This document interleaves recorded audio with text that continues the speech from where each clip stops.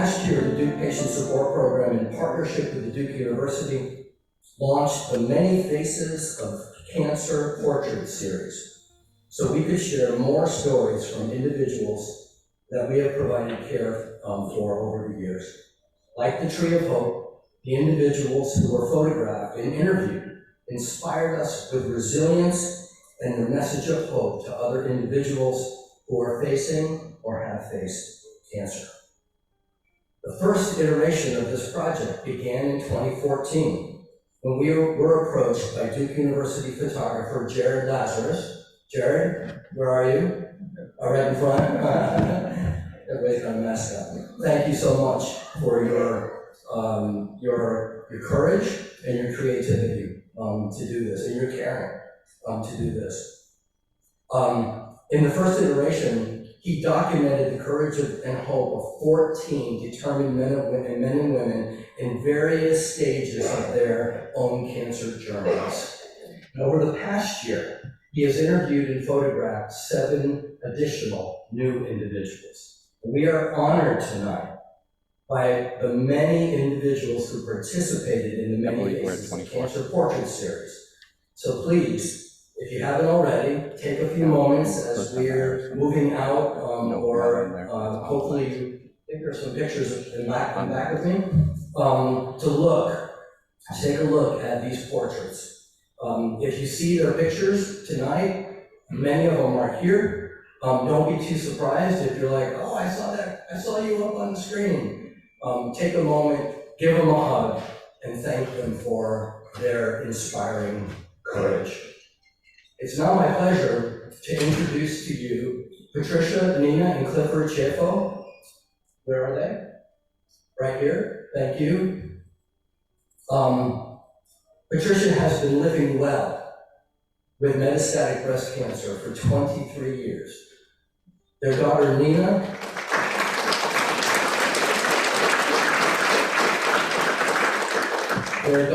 is also a breast cancer survivor, and Clifford is a recent pancreatic cancer survivor. Please stand.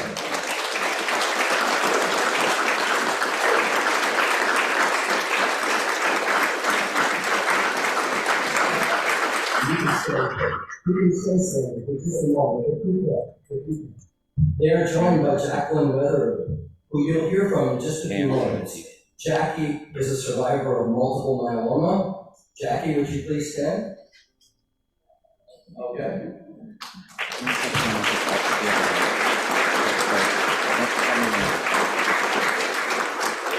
Matt Cross. Yeah, could you say that?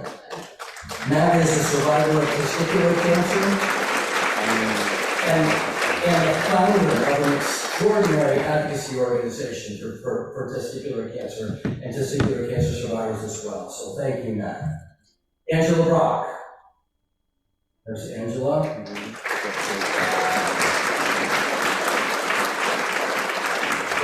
Angela is a self-described colon cancer warrior. Thank you for joining us tonight and bringing that warrior spirit to you. Raquel. Is Raquel here tonight? Raquel, there she is. Great. Raquel is a survivor of endometrial cancer. Thank you for standing as well. One of the other pictures or portraits that you'll see tonight is that of Ovester Grace. He is a lymphoma survivor. He couldn't be here tonight because he is coaching the Hillside High School girls basketball team. So let's wish him well. And last but not least, Nick Nolomo, who unfortunately just in October succumbed to sarcoma.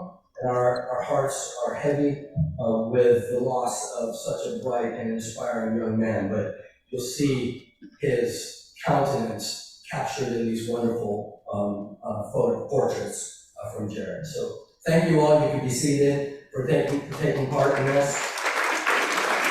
And now I can point out Jared. Would you stand, please? Okay, take your mask off for just a second so people can see you. All right. Jared. Thank you for your dedication and your talent. We so appreciate you bringing this project to fruition, and thanks to all of you. Through this portrait series, the messages of reflection and hope spark a light within each of us that reminds us that we can overcome and that we do that together. We work together, we stand together, and we pray together, we comfort each other, and we'll talk a little bit more later about courage and conviction and commitment as well. So let's take a moment to hear from these inspiring individuals.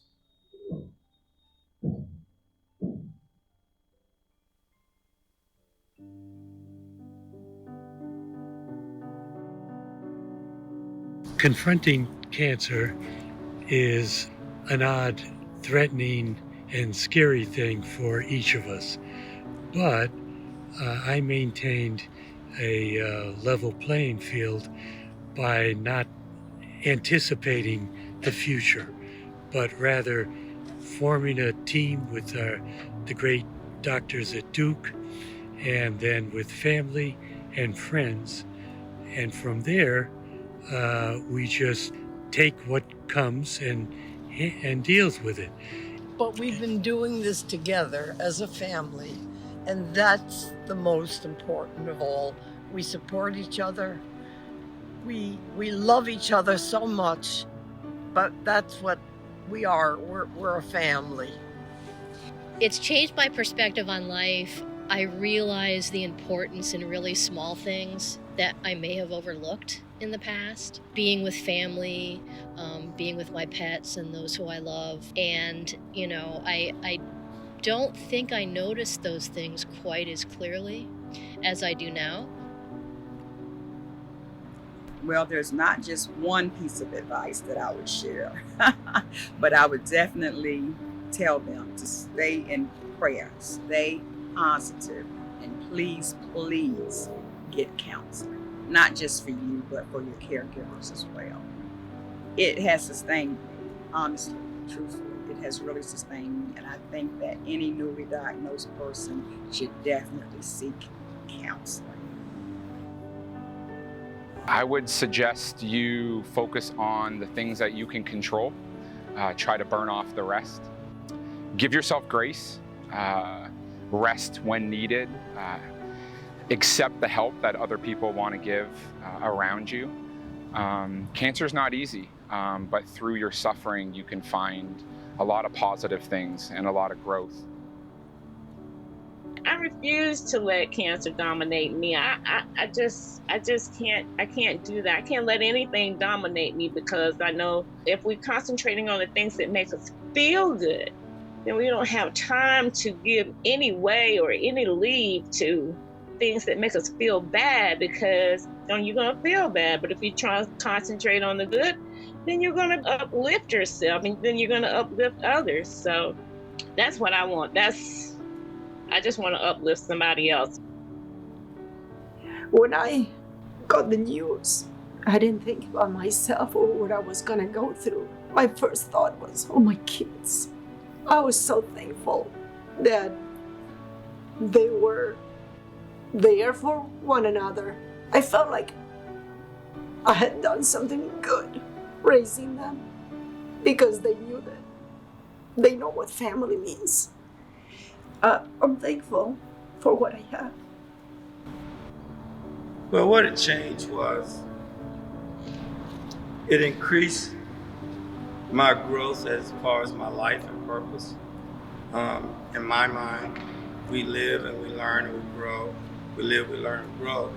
And different trials, in this case, the cancer, was a great trial. So I thought my growth from an awareness of my purpose became so much clearer during that time, primarily because, in one hand, having great hope, but on the other hand, taking one day at a time and appreciating the one day that God gives me, and the many, many blessings and reasons to live each day in which I celebrate. I know it's easy to get afraid, but know that there are millions of people who are dealing with a very similar thing to you. There are also millions of people doing everything they can in their power to make sure that you're going to be okay. And millions and millions of people are there for you, whether you know it or not.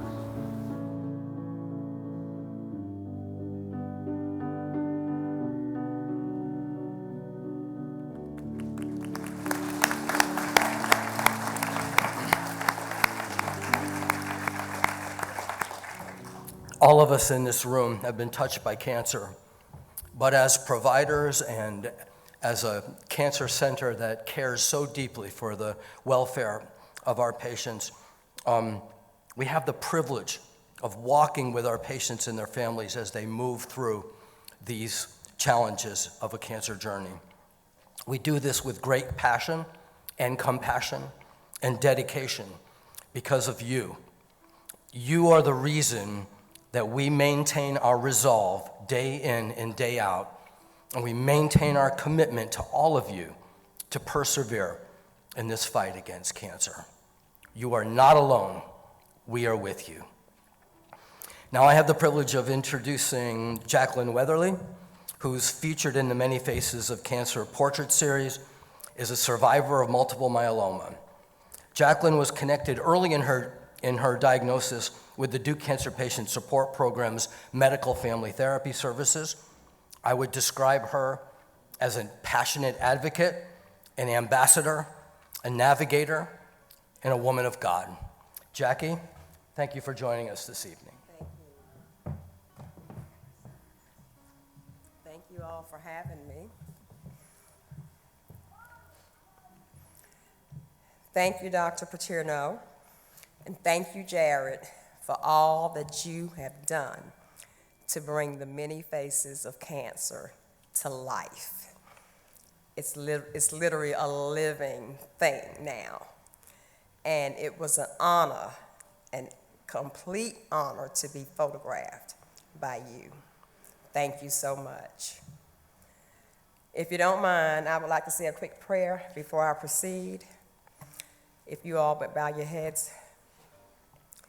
Heavenly Father, I would like to pause and just say thank you. Thank you for waking us up this morning in our right minds with the use of our limbs. Thank you for another year of the celebratory Tree of Hope ceremony. Thank you for just keeping us. Thank you for the hope that you give to us while you heal our bodies of cancer and all other ailments that we encounter on a daily basis. Without you, Lord, we are nothing, but with you, we are everything. And we just want to take the time to say thank you for all that you do. Thank you for the Duke Cancer Institute. Thank you for the supportive care team. Thank you for all that you all do to make life a lot easier for all of us. In your son Jesus' name we pray, amen. Good evening, everyone. My name is Jacqueline Weatherly, and I am a multiple myeloma survivor. Thank you for another year of the Tree of Hope lighting ceremony. Please, Father, just take us through the night without incident. It is so wonderful that the Duke Cancer Patient Support Team, not only do they heal our cancer, they heal our mental health as well, which is just as important. I can't help but give thanks to my Baptist Grove family and the Hope for Journey Cancer Ministry that came out to support me tonight. I also like to say thank you to my family for coming out tonight. You all have been with me all my life, and that has not changed. And I just love you all. I love my church family. I love my ministry family. Just thank you for coming, and I'm going to try not to cry. But just to give you a little background about me and my relationship with cancer, I was diagnosed with multiple myeloma on November the 15th, 2021. And it has been an uphill battle, and I just thank God for it. I had my first chemo treatment on November the 18th while I was still in the hospital. On November the 9th, I received a frantic call from my primary care physician, and he called me and said, hey, I need you to go to the emergency room right away. They need to rerun your labs, because if these labs are inaccurate, that's a good thing, but if they are accurate, that means you're in renal failure. I was in renal failure and did not know. My kidneys were only functioning at 8%. But I thank God and I thank my Duke care team that my kidneys are now functioning at 100%.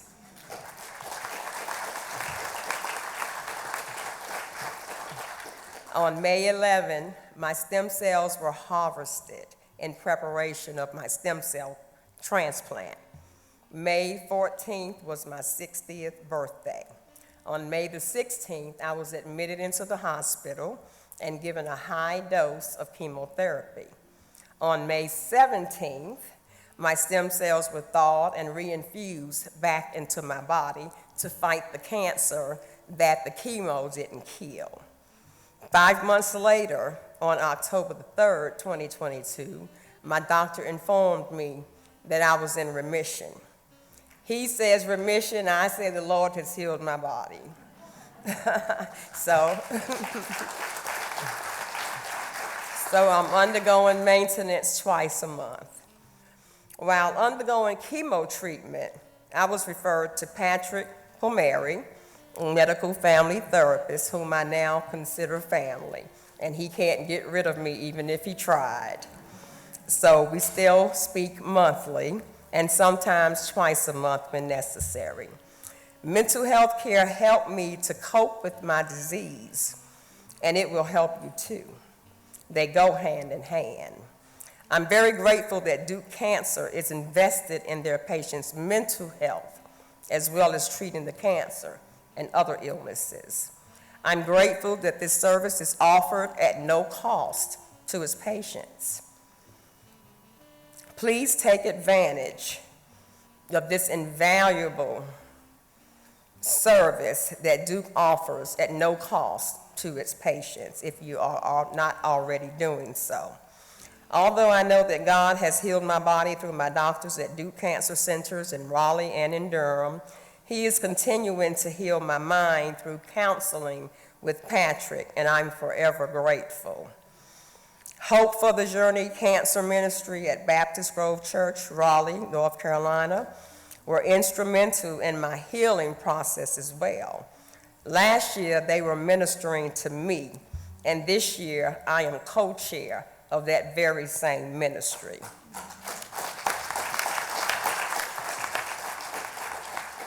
Look at how God works. He saved my life so that I may be of service to others going through the same thing that I went through. I thank God that the big C is no longer a death sentence. Duke is #1 in cancer treatment and research. Both of my parents died of cancer because the treatments that are available today were not available back then when they were on their journey. Oh, how I wish they were. But I'm here now to tell you to live life to its fullest and always give back by helping others going through similar journeys that you have overcome.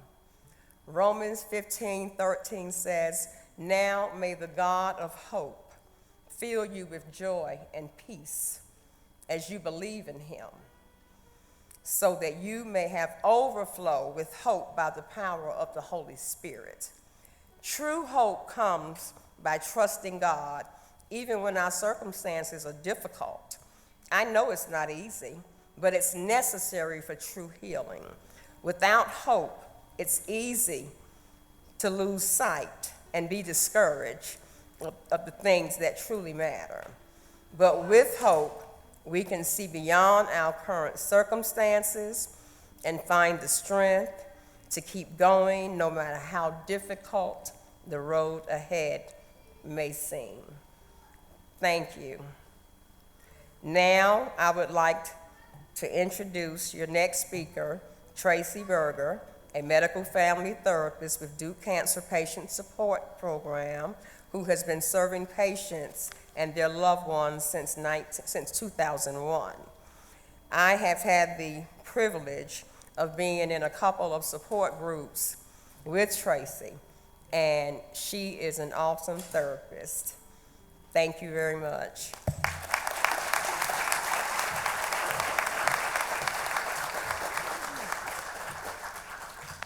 Thank you so much, Jackie. I appreciate that. So welcome to the Tree of Hope lighting ceremony for 2023. I'm Tracy Berger, as Jackie said. I'm one of the 7 medical family therapists with the Duke Cancer Patient Support Program, and I've had the honor and privilege to be a part of it for 22 years. Since I'm retiring at the end of the year, this is a very special night for me because this is my last chance to sing the praises of this program at this beautiful ceremony during which we honor and remember those patients whom have had or have cancer. This is my favorite time of year to come together to raise awareness about and support these essential services. Just one of the roles in the Duke Cancer Patient Support Program is the medical family therapist, of which I am a part.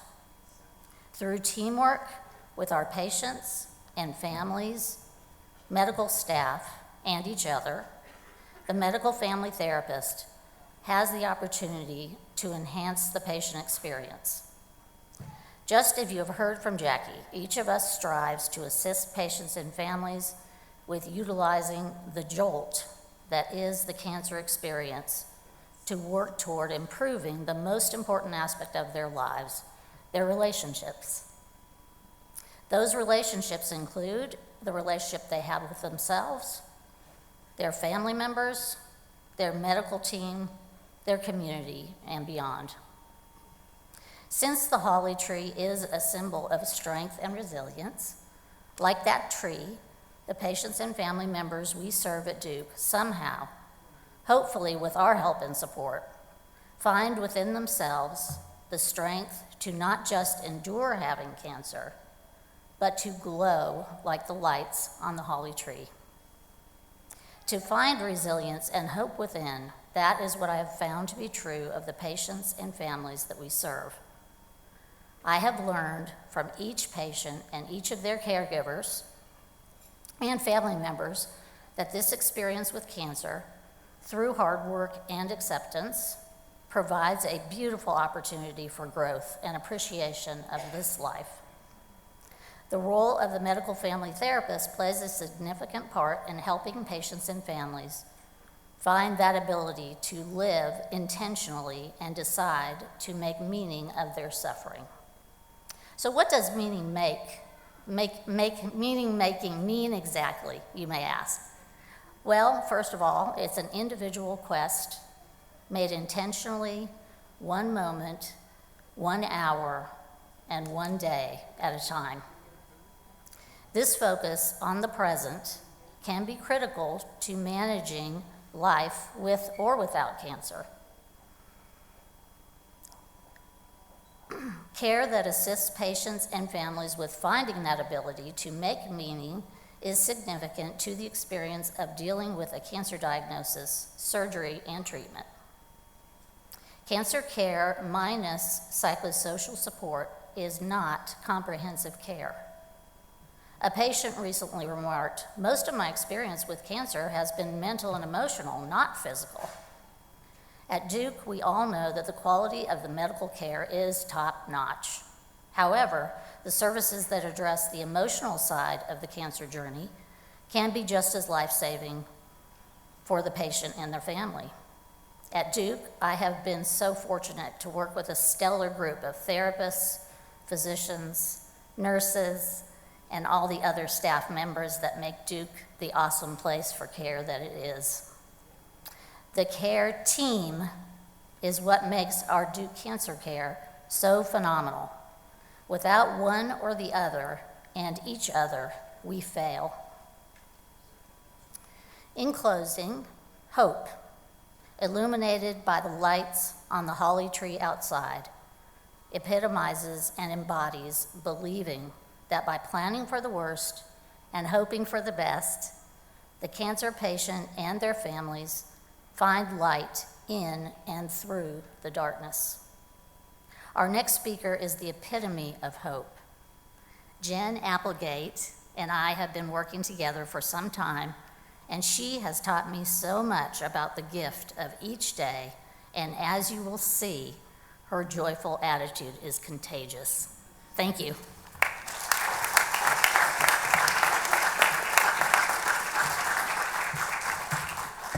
Well, good evening, ladies and gentlemen. It's a privilege to be here with you this evening for the 33rd Tree of Hope celebration.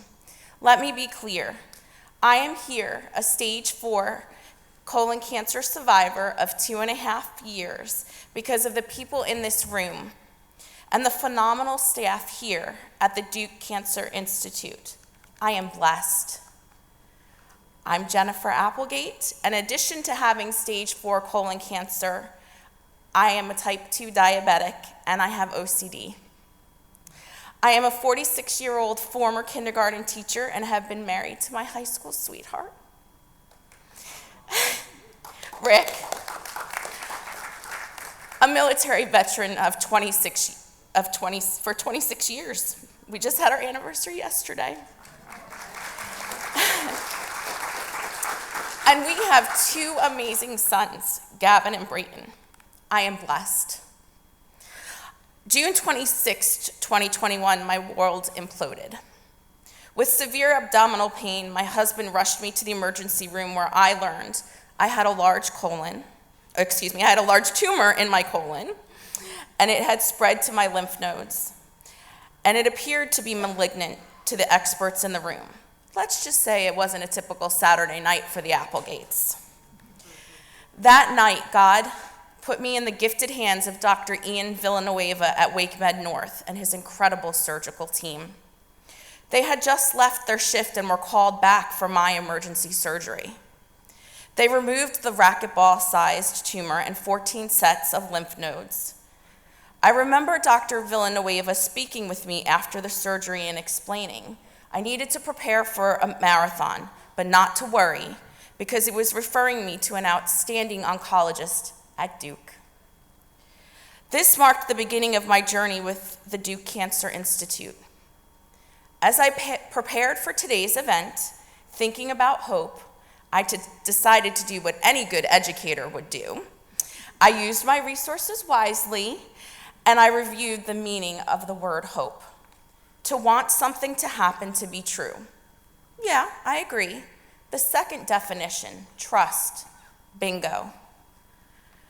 This hits home. When I think of my journey with Duke, I think about the trust I have in my medical team for hope in this fight against my cancer.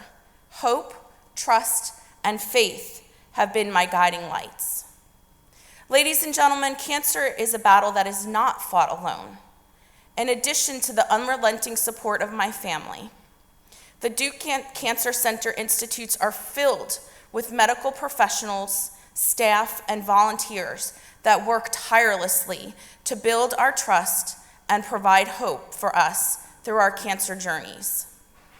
I'd like to recognize the people at Duke that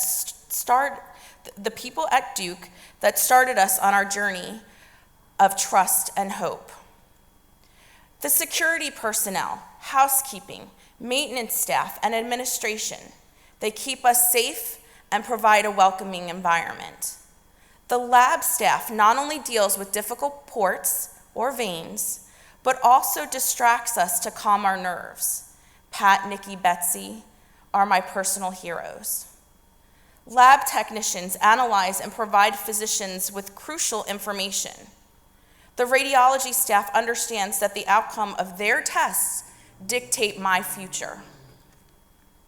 Volunteers, many of whom are here tonight, provide nourishment to patients and their families. Volunteers play music to help calm our nerves. The boutique staff provides items to help us feel better as we navigate the physical impacts of chemo and radiation. Thank you. What do contributions and benefactors provide the patients at Duke Cancer Institute? Let me count the ways. First, the financial impact of my diagnosis was catastrophic for my family. Overnight, we went from a 2-income family to a 1-income family, as I had resigned from my teaching position at the end of May and was going to be taking on a new job in September. So no disability insurance, no income, no job. When our HVAC system broke again, and it was so hot in my house that my port bandages were peeling off, the Duke Cancer Institute social workers helped me apply for a one-time grant to help pay for the repairs. Second, I was lucky that Duke has professional dietitians who helped guide me through what and how to eat with 2 feet of my colon no longer existing in my body, diabetes, and the impacts of chemotherapy and radiation. Third, my OCD has been a lifelong battle, and as you can imagine, I was having panic attacks after my diagnosis. The team here at Duke recognized my needs for support, and my nurse navigator went into action, arranging for online therapy sessions. Finally, I was blessed to be paired with not 1 but 2 extraordinarily gifted therapists, Ginger Giordano and Tracy Berger. Tracy has dedicated over 22 years of her life as a counselor at the Duke Cancer Institute. There were days she literally taught me how to breathe again. I'm blessed. Most of all, I'd like to express my undying gratitude for the grace and professionalism of my medical team. Nurses like Jennifer and Martin calm our nerves, clean our messes, answer our questions, and dry our tears. Finally, to the physicians and physician assistants at the Duke Cancer Institute, we place our hope and our trust in your hands, and it is my privilege to stand here today and recognize your work. Thank you, Evan, Rebecca, Jessica, Dr. Smith, Dr. Shaw, Dr. Villanueva, Dr. Palta, and an additional thank you to all of your families. I know they have made sacrifices so you can continue to excel in your profession. On behalf of all your patients, we thank you. Last, but definitely not least, to my current medical team leader, Dr. John Strickler, and all the physicians at the Duke Cancer Institute. Your work has changed the lives of not just me, but an entire population of patients, family, and friends impacted by cancer. Thank you from the bottom of my heart. Well, 2.5 years later, as I reflect on Dr. Villanueva's words, get ready for a marathon, he was correct. We didn't know at the time, but my cancer would be chronic and my marathon would be lifelong. But I have hope because I have trust in the people of the Duke Cancer Institute. Thank you from the bottom of my heart. Happy holidays to all.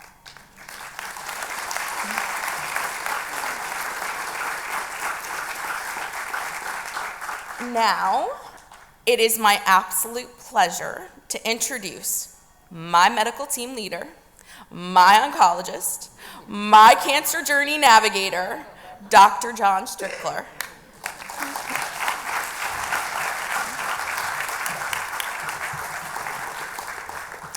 So thank you so much for your kind words, and it's truly an honor to be here to represent the caregivers. And I wasn't sure exactly why they asked me to speak, because I was explaining to Christy, who asked me to come here today, that look, you know, Dr. Paterno, if this was a Star Trek episode, he'd be Captain Kirk, and I'm Spock. And I don't know if I'm the best person for this, but they said, no, Tracy really wanted you to come. And I said, well, I do anything Tracy asks, so I'm here. And it's an honor to be here. And, you know, when I think about what makes us so special as a cancer center and why patients routinely drive past 10, 15, 20 cancer centers to come here for their care, I don't think it's because of this beautiful atrium, although it's very beautiful here. I don't think it's for our amazing research capabilities or our extraordinary teaching. I think really the reason why people come here is for our people. And that's what makes us truly special. Our patients feel supported when they're here. They're facing a terrifying diagnosis, a devastating diagnosis, and they want to be in a place where they belong and where they're supported. And I know all of the staff here really care deeply for the personal welfare of our patients. And I can think of no better example of this culture of caring than our comprehensive cancer support and survivorship service. And the person who embodies this commitment to patient-centered care is truly Tracy Berger, who, you know, we are going to miss dearly. And just a few words about Tracy. You know, I completed fellowship training in 2011 and joined faculty here at that time. And since then, I've really considered Tracy to be an essential, a vital member of my care team. Anyone, I think Jennifer would agree that she is as much a part of the team as anybody here. And there are many words I could use to describe Tracy. All of them would be true: caring, empathy, dedication, devotion. But what truly sets Tracy apart is the extraordinary way in which she's a tireless advocate for people facing cancer. So she speaks truth when it's needed, gives a listening ear when it's needed, and never loses sight of the patient and what that person truly needs. But she's not just an advocate for her patients, she's also an advocate for us as care providers as well. And she's there for us when we need her as well. She listens to our concerns, and she also tells us the truth when we need to hear it. And sometimes the truth is tough for us as care providers as well. But we know, because of our relationship with Tracy, we know that that truth comes from a place of caring for us as human beings as well. So I know I'll be fine, we'll be fine, we will survive and thrive in the years to come without Tracy by our sides, but I can tell you we will all miss her very deeply.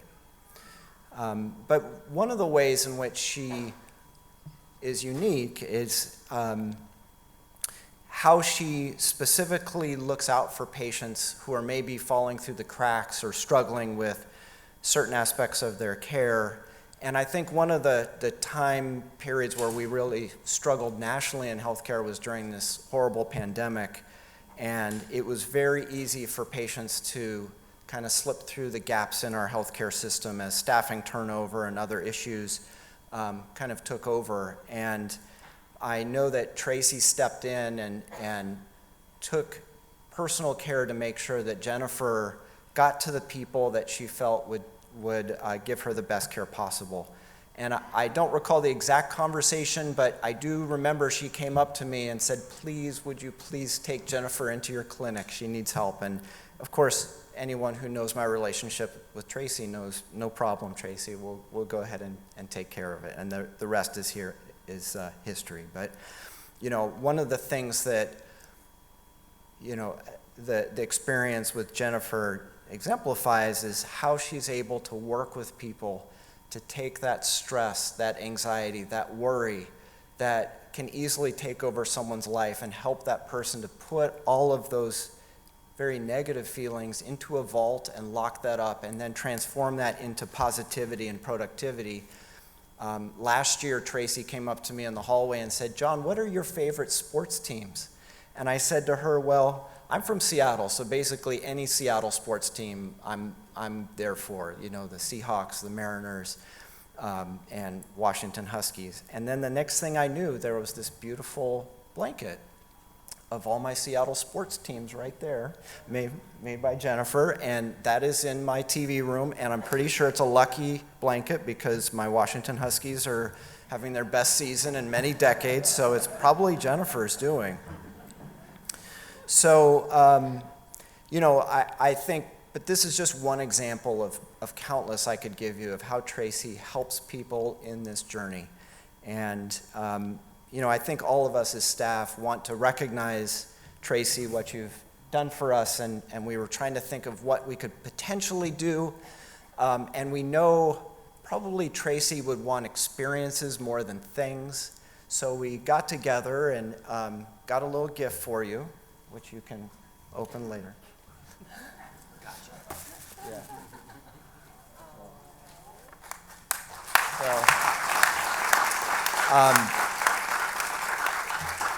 I'm running out of time, so maybe we should open it later, I don't know. But, you know, I just want to say thank you to Tracy for being part of our team and for helping so many patients in so many ways over 22 years, I learned today, 22. And, you know, I'll just finish up by saying that, you know, I'm involved in precision cancer medicine here. That's my side job when I'm not seeing patients. You know, we work with the Molecular Tumor Board to ensure that patients are getting personalized therapies. And I'm struck by one message that my mentor gave me when I started, which was someone named Herb Hurwitz. Some of you may know him. And he always had these witty sayings, but he said, "John, you know, the best way to give personalized care is to know your patient personally." And that really stuck with me because we now live in a time where we have all these precision cancer medicine therapies, exciting new therapies coming in the clinic. And ultimately, though, at the end of the day, what we all want is to be known as human beings, to be supported as human beings through this journey. And these scientific tools are there to make us better at what we do, but ultimately it's that relationship that makes us special. So with that, I will wrap up and pass along. Thank you.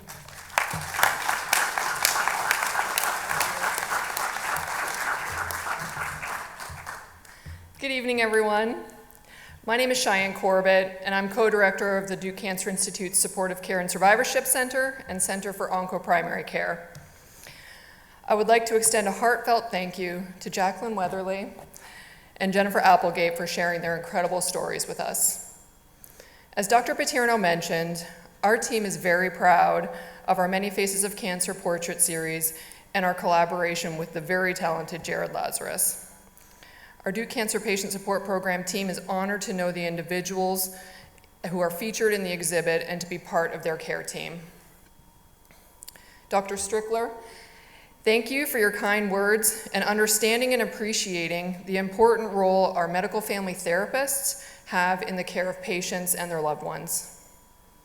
And Tracy Berger, I want to share my personal gratitude to you for your 22 years of service with the Duke Cancer Patient Support Program.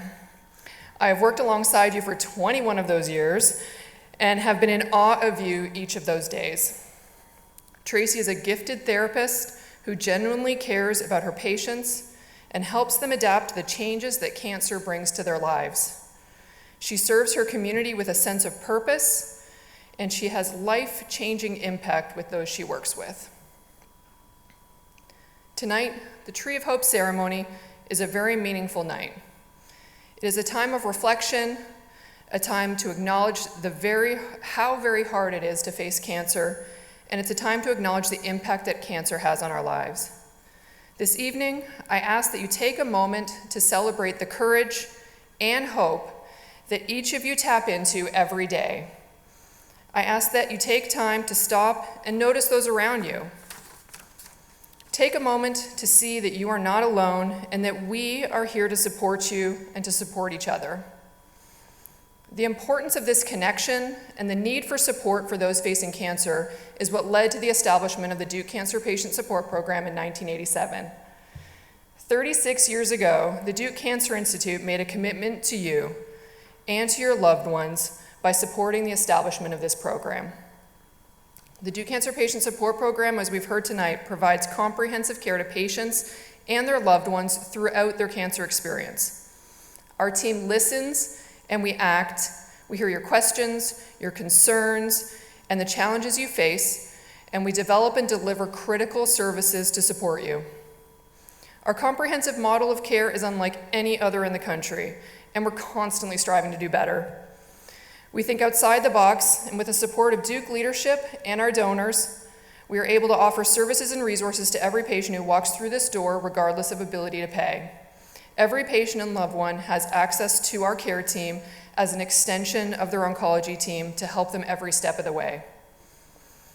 The lights on our tree of hope serve as a visual reminder of the courage and hope it takes to walk this path, and of our community of patients, family members, and caregivers that is stronger when we come together. In a moment, as you exit to the garden for the tree lighting, we ask that you take a moment to reflect on your strength, your hope, sadness, loss, and courage. We are here tonight to acknowledge and share in all those experiences and to remember we are together, a community of support. To prepare for the lighting of the Tree of Hope, I ask that our candle lighters, Dr. Steve Paterno, Ms. Weatherly, Tracy, Dr. Strickler, Ms. Applegate, if you could exit the stage and head outside to help light the way to the Tree of Hope. And Mr. Emerson, if he is here tonight, okay, no, sorry. Mr. Emerson, John Emerson, his wife is who the Tree of Hope is named after. Additionally, we ask that Dr. Michael Caston, Executive Director of the Duke Cancer Institute, join us along with Dr. Robin Familietti, the Assistant Dean and Chief Administrator of the Duke Cancer Institute. Sure. Sorry, I'm not very good with instructions. And while we're doing this, I also, it's not in the script, but want to thank Christy Sarton, who's our Director of External Relations. She's over here. She works tirelessly every day to make sure that all the services that you heard about tonight are available to our patients. So thank you, Christy. Next, I would like to ask Jared Lazarus and his family, along with all the participants of the Many Faces of Cancer portrait series, to proceed outside with your families.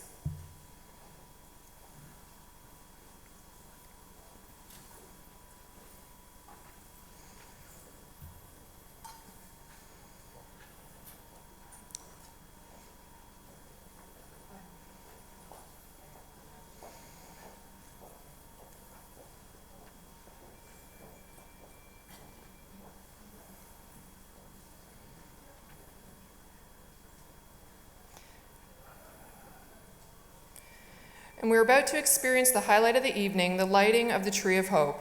Outside, we will be joined again by Dr. Steve Paterno for closing comments and the lighting. So we now ask that everyone exit to the Garden of Tranquility, picking up a candle on your way out to light the way. Thank you for joining us and making this evening a special one.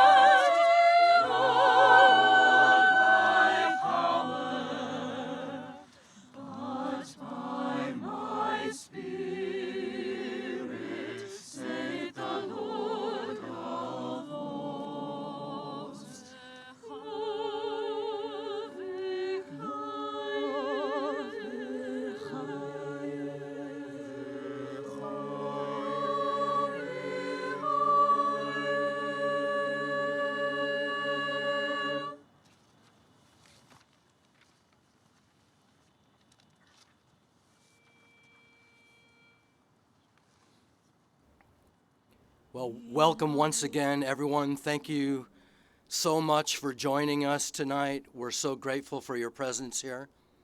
We're so grateful for those who have made donations in the memory of or just to acknowledge someone in their life who has contributed to enriching their life through their cancer journey. That's what these luminaries are for. If you walk around, you'll see people's names associated with them. They were all dedicated to people that have had an impact on our patients' lives. So thank you again for joining us. Thank you to our clinicians and our scientists and our staff who day in and day out provide seamlessly outstanding care to all of our patients and their families, integrating groundbreaking cancer research into leading-edge cancer care. Each year I try to share my own reflections on the meaning of the Tree of Hope, and this year my thoughts go to 4 C's, and cancer isn't one of them. So for a few moments, let's just put a big red X over that word and instead focus our attention on the words courage, connection, compassion, and commitment. When I look at the patient portraits taken by Jared in the Many Faces of Cancer collection, I see courage as an expression of hope. Courage is the quality of mind or spirit that enables a person to face difficulty, danger, and pain, not without fear, but despite fear. Courage is mentioned frequently in the sacred scriptures. In the Old Testament book of Joshua, we read the words, "Be strong and courageous. Do not be afraid. Do not be discouraged, for the Lord your God will be with you wherever you go." And in the New Testament book of Corinthians, 1 Corinthians, we read, "Stand firm, be courageous, be strong." And in both of those places, the context is connection. The context is that we are not alone, that we find courage together. So courage is exponentially amplified when we're connected together. Just like the connectedness of the lights on the Tree of Hope, even the power of Jared's portraits take on greater meaning and amplified impact when they're grouped together. And this really drives home the importance of the spoken motto of the DCI Supportive Care and Survivorship Program, "You are not alone." Together we make each other stronger, we lift each other up, we elevate each other's countenance, we never tire or stop rescuing each other and imparting courage to each other and inspiring each other. Clinicians to patients and patients back to clinicians and caregivers. Which leads me to compassion, something found in abundance here at the Duke Cancer Institute. Someone once said that compassion is the vital link between heartache and hope. Compassion literally means, in its original form, to suffer together. It's that quality of love and concern that turns empathy into action. Heartache can lead to despair, but compassion interjects kindness and encouragement as a powerful breakwater against the waves of discouragement that a cancer journey can bring. And finally, commitment.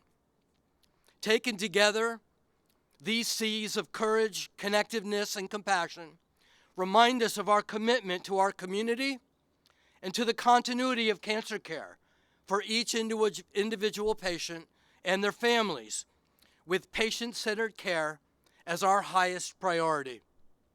For us, this commitment means working tirelessly to create seamless interactions between community outreach, screening, diagnosis, between Duke primary care and Duke cancer care, between the surgical, medical, radiation, transplant, and immunotherapy treatment teams, and between our groundbreaking scientists and our world-class clinical care teams.